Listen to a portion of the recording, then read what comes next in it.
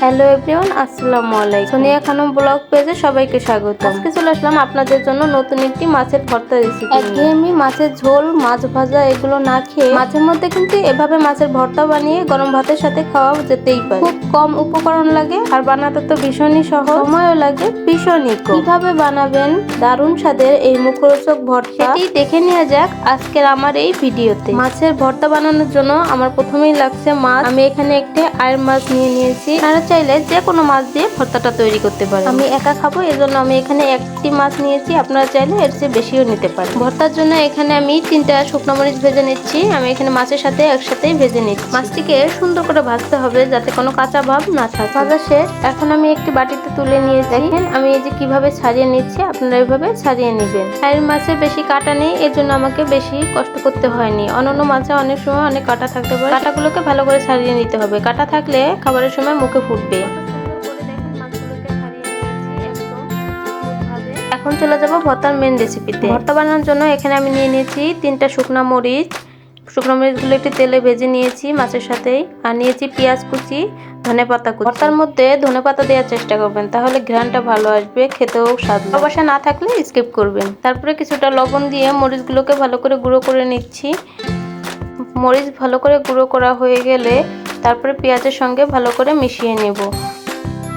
পেঁয়াজ, ধনেপাতা, শুকনো মরিচ একসঙ্গে মিশিয়ে একটু চটকিয়ে নিব। তারপর হচ্ছে আপনারা একবার হলেও বাসায় ট্রাই করবেন। এই ভর্তা যে একবার খাবে সে আর বারবার। সবাই আমার পেজটি ফলো দিয়ে পাশে থাকবেন। লাইক কমেন্ট করতে অবশ্যই ভুলবেন না। আপনাদের একটা লাইক আর কমেন্ট আমাকে অনেক উৎসাহিত করবে। সেই বেছে রাখা মাছগুলো এইখানে দিয়ে দিব। দিয়ে হাত দিয়ে কিছুক্ষণ চটকিয়ে মেখে নিব। কি ভর্তাটা দেখে আপনাদের ইচ্ছা করছে না যে এখনই খেয়ে ফেলতে পারতাম যদি ভর্তাটা? আমি তো মাখাতে মাখাতে অর্ধেক খেয়ে ফেলছি। অনেক লোভনীয় লাগছে, তাই না? গরম ভাতের সাথে যদি এরকম একটা ভর্তা পাওয়া যায় তাহলে তার কিছুই লাগে। তারপরে এখানে দিয়ে দিব একটু সরিষার তেল। সরিষার তেল দিলে ভর্তার স্বাদটা খুবই ভালো আসে। বিশেষ করে সরিষার তেলটা দিয়ে ট্রাই করবেন। তেল দিয়ে আমি আবারও কিছুক্ষণ মাখিয়ে নিচ্ছি। দেখুন আমি কিভাবে মাখিয়ে নিচ্ছি, আপনারা এভাবে মাখিয়ে নেবেন। বেশি ফিনিশ করতে যাবেন না, তাহলে ভর্তার স্বাদটা অত ভালো লাগবে না। আর একটা কথা বলতে ভুলেই গেছি, আমি এখানে কাঁচা পেঁয়াজ ব্যবহার করেছি। আপনারা যে কাঁচা পেঁয়াজ খেতে চান না তারা একটু তেলে ভেজে নিতে পারেন। এই তো আমার ভর্তা একদম রেডি। দেখেন কতটা লোভনীয় লাগছে দেখতে। এরকম ভর্তা পেলে তো 1 প্লেট ভাত 1 নিমিষেই শেষ করা যায়। আর যারা আছেন ভর্তা প্রেমী তাদের তো কোনো কথাই নেই। তো তৈরি হয়ে গেল অসাধারণ মুখরোচক মাছের ভর্তা। এখন আমি আপনাদের গরম ভাতের সাথে মাছের ভর্তাটা খেয়ে দেখাবো। তার জন্য এখানে নিয়ে নিয়েছি গরম ভাত, একদম ধোয়া ওঠা গরম ভাত। আর নিয়েছি কিছুটা ভর্তা।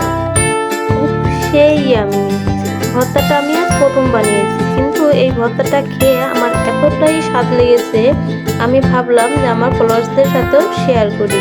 সত্যি অসাধারণ, মানে মুখরোচক খাবার একটা। আপনারা বাসায় একবার হলেও ট্রাই করে দেখবেন। ইনশাল্লাহ আমার ভিডিওটি আপনাদের কাছে অবশ্যই ভালো লেগেছে। আর যদি ভালো লেগে থাকে তাহলে অবশ্যই আমার পেজটি ফলো দিয়ে লাইক কমেন্ট শেয়ার করতে ভুলবেন না। আপনাদের প্রতি আমার অনেক ভালোবাসা ও শ্রদ্ধা ও দোয়া রইল। সবাই লাইক বাটনে একটি ক্লিক করে আমাকে উৎসাহিত করবেন। আর আমার পেজটি ফলো দিয়ে নোটিফিকেশন বাটনটি অন করে রাখবেন, যাতে আমি নতুন নতুন ভিডিও দেওয়ার সাথে সাথে আপনি নোটিফিকেশন পেয়ে যান। তো আজকে এই পর্যন্তই। সবাইকে আল্লাহ হাফেজ।